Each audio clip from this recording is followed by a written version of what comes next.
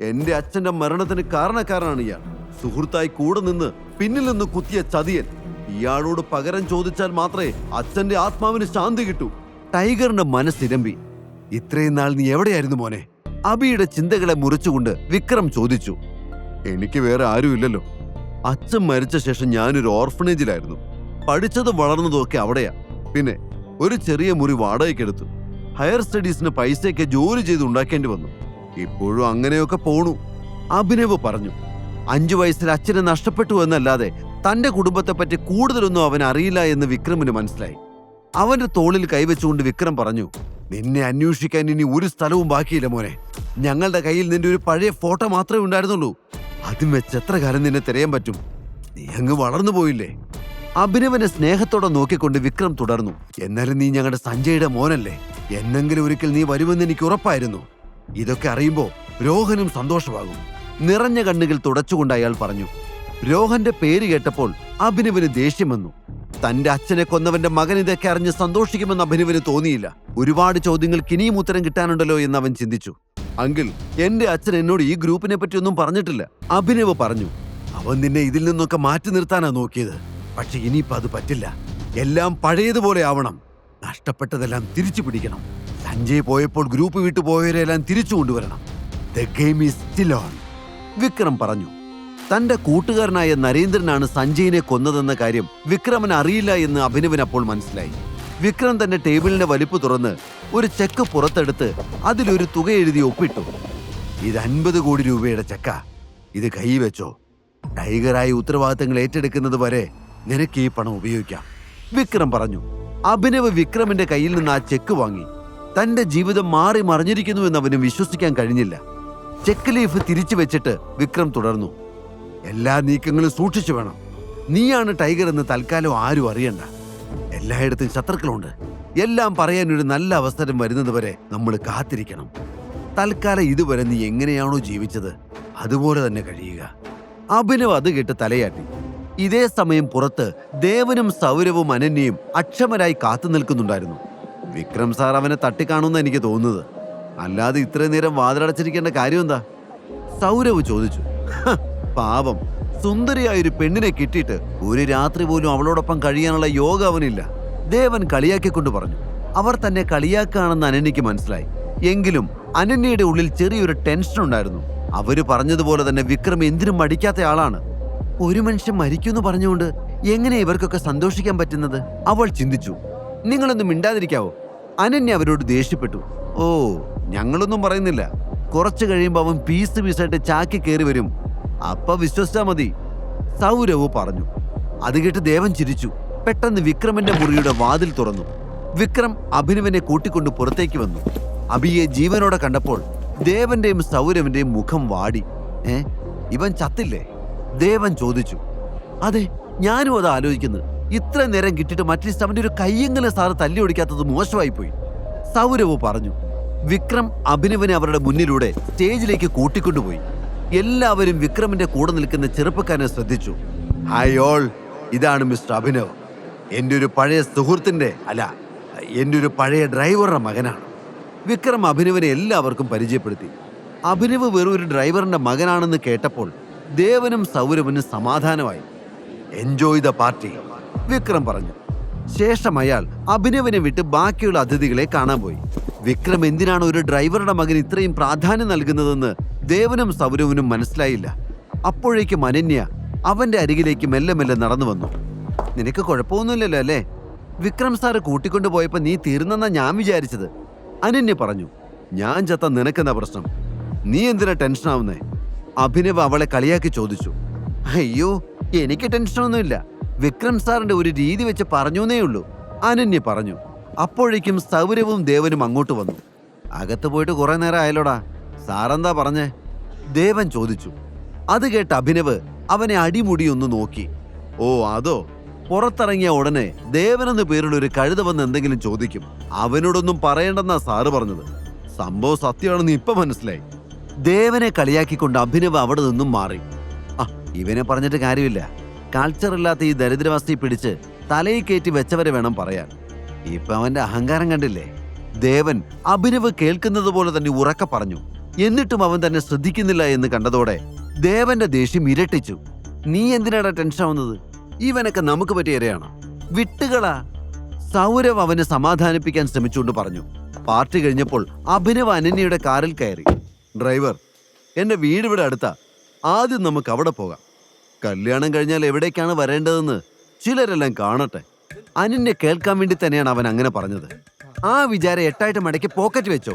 നിന്നെ കണ്ടാൽ തന്നെ അറിയാം, നിനക്ക് സ്വന്തമായിട്ട് വീട് പോയിട്ട് ഒരു തൊഴുത്ത് പോലും ഉണ്ടാവില്ലെന്ന്. ഡ്രൈവർ, ആദ്യം എന്നെ ഡ്രോപ്പ് ചെയ്യ്, എന്നിട്ട് ഇയാളെ എവിടെയാന്ന് വെച്ച് കൊണ്ടാക്കിക്കോ. അനന്യ ദേഷ്യത്തോടെ പറഞ്ഞു. അച്ചോടാ, ഇതൊന്നും എന്റെ തീരുമാനമല്ലല്ലോ മുത്തേ. നിന്റെ മുത്തച്ഛൻ തന്നെയല്ലേ നിന്നെ കെട്ടണം എന്നോട് പറഞ്ഞത്. കല്യാണം കഴിഞ്ഞാൽ പിന്നെ നിന്നെ ഞാൻ എന്റെ വീട്ടിൽ കൊണ്ടുപോകും. അതിപ്പോ വാടക വീടായാലും ശരി, തൊഴുത്തായാലും ശരി, അഡ്ജസ്റ്റ് ചെയ്തോണം. അഭിനവ് ചിരിച്ചുകൊണ്ട് പറഞ്ഞു. നിന്റെ ഓവർ സ്മാർട്ട്നെസ് ഒന്നും എന്റെ അടുത്ത് വേണ്ട. മുത്തച്ഛന്റെ വാക്ക് ധിക്കരിക്കാൻ ഞങ്ങൾക്കാർക്കും പറ്റില്ല. അല്ലെങ്കിൽ ശരിയാക്കി തന്നേനെ നിന്നെ. എന്നെ ചതിച്ചവനാ നീ. ഇനി എന്റെ കഷ്ടകാലത്തിന് നിന്റെ കൂടെ താമസിക്കണമെന്നെങ്ങാനും മുത്തച്ഛൻ പറഞ്ഞ ഞാൻ നിന്റെ വീട്ടിലേക്കല്ല, നീ എന്റെ വീട്ടിലേക്ക് വരും. അതും വെറും ഒരു ജോലിക്കാരനെ പോലെ. അങ്ങനെ നിന്നാ മതി, മനസ്സിലായല്ലോ? അനന്യ പറഞ്ഞു. അത് കേട്ട് അഭിനവ് ചിരിച്ചതേ ഉള്ളൂ. നീ എങ്ങനെ എന്റെ ബെഡിലെത്തിയത്? അനന്യ ദേഷ്യത്തോടെ ചോദിച്ചു. ഇത് തന്നെയല്ലേ ഞാനും രാവിലെ മുതൽ നിന്നോട് ചോദിക്കുന്നത്. എനിക്കറിയില്ല, ഇമാതിരി വൃത്തികെട്ട പണി ചെയ്യുന്ന ശത്രുക്കളൊന്നും എനിക്കില്ല. ഇത് നിനക്കുള്ള കൊട്ടേഷനാ. അപ്പോൾ നീ തന്നെയാ ഇതിന്റെ ഉത്തരം കണ്ടുപിടിക്കേണ്ടത്. അഭിനവ് പറഞ്ഞത് കേട്ട് ദേഷ്യം വന്ന അനന്യ ഒന്നും മിണ്ടാതെ പുറത്തേക്ക് നോക്കിയിരുന്നു. അല്പനേരം കഴിഞ്ഞപ്പോൾ കാർ അനന്യയുടെ വീട്ടിലെത്തി. അഭിനവിനൊന്ന് നോക്കുക പോലും ചെയ്യാതെ വാതിൽ ശക്തമായി അടച്ച് അനന്യ വീടിനുള്ളിലേക്ക് കയറിപ്പോയി. അവനെയും കൊണ്ട് കാറ് മുന്നോട്ട് നീങ്ങി. അഭിനവന്റെ കണ്ണുകൾ തന്റെ മോതിരത്തിലെത്തി നിന്നു. ഇതില്ലായിരുന്നുവെങ്കിൽ ഒരിക്കലും ആരും എന്നെ തിരിച്ചറിയില്ലായിരുന്നു. ഒരു നെടുവീർപ്പോടെ അവൻ ആ മോതിരം തന്റെ ചുണ്ടോട് ചേർത്തു. വൈകാതെ കാർ അവന്റെ വീട്ടിലെത്തി. അടുത്ത ദിവസം അലാറം മുഴങ്ങിയപ്പോൾ അഭി വീണ്ടും അതേ സ്വപ്നം കാണുകയായിരുന്നു. ഞെട്ടി എഴുന്നേറ്റ അവൻ മനസ്സിലേക്ക് തലേന്ന് വിക്രം പറഞ്ഞതെല്ലാം ഓടി വന്നു. തന്റെ അച്ഛന്റെ കമ്പനി ഇത്രയും വർഷങ്ങൾ നിലനിർത്തിയതിന് അവൻ വിക്രമനോട് മനസ്സിൽ നന്ദി പറഞ്ഞു. വാച്ചിലേക്ക് നോക്കി അഭിയുടെ ഭാവം മാറി. ജോലിക്ക് പോകാൻ നേരമായിരിക്കുന്നു. താൻ ഇതിനു മുമ്പ് എങ്ങനെ ജീവിച്ചുവോ അതുപോലെ തന്നെ തുടരേണ്ടതുണ്ട്. അഭിനവ് വേഗം എഴുന്നേറ്റ് റെഡിയായി. സിറ്റി ട്രാഫിക്കിൽ 1 മണിക്കൂർ ബൈക്ക് ഓടിച്ച് അവൻ തന്റെ ഓഫീസിലെത്തി. അപ്പോഴാണ് അവിടുത്തെ മറ്റൊരു സ്റ്റാഫ് ഹരീഷ് അവനെ കണ്ടത്. പഴയ സഹപാഠിയായിരുന്നു എങ്കിലും അവിടെ അഭിനവിനേക്കാൾ ഉയർന്ന പോസ്റ്റാണ് ഹരീഷിന്. ഒരു പ്രത്യേക സ്വഭാവക്കാരനാണ് ഹരീഷ്. അയാൾക്ക് കീഴ്ജീവനക്കാരുടെ പുച്ഛമാണ്. കിട്ടുന്ന അവസരങ്ങൾ ഉപയോഗിച്ച് അവരെ കളിയാക്കാൻ ഹരീഷിന് വലിയ ഇഷ്ടമാണ്.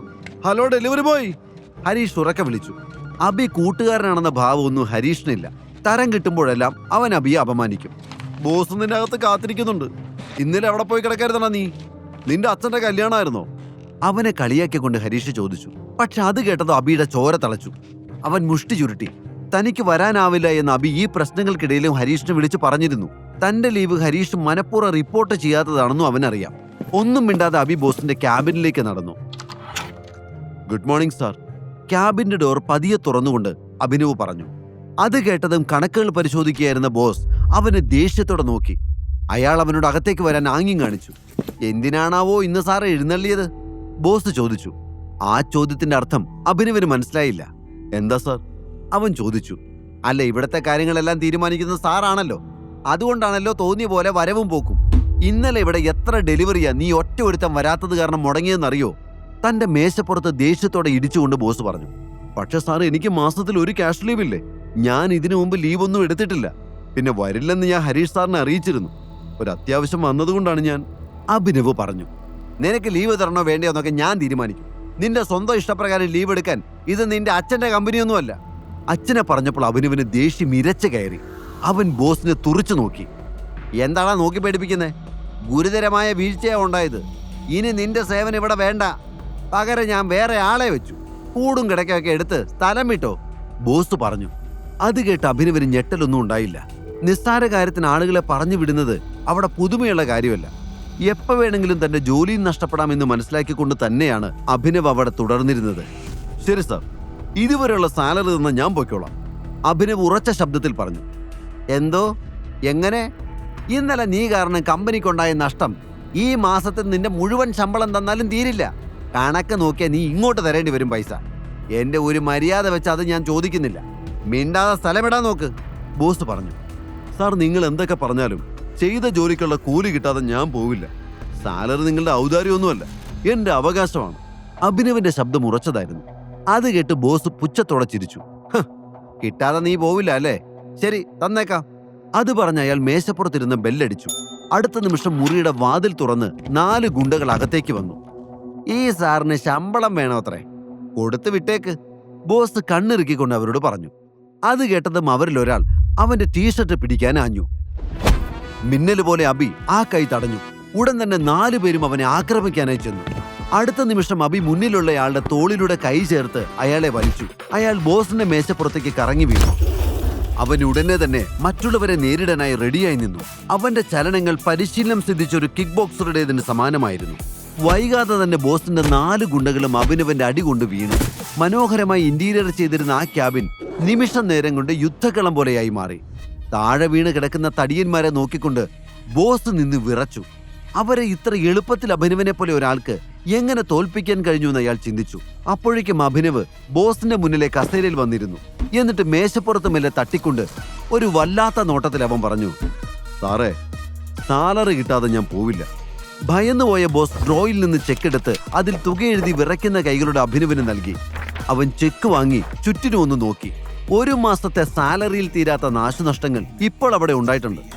ഇനി എന്തെങ്കിലും ബാക്കിയുണ്ടെങ്കിൽ സാറ് മട്ടാഞ്ചേരിക്ക് വന്നാൽ മതി, നമുക്ക് കണക്ക് അവിടെ വെച്ച് തീർക്കാം. അഭിനവിന്റെ സംസാരം അധികാര സ്വരത്തിലായിരുന്നു. അത് കേട്ട് ബോസ് ഭയന്ന് വിറച്ചുപോയി.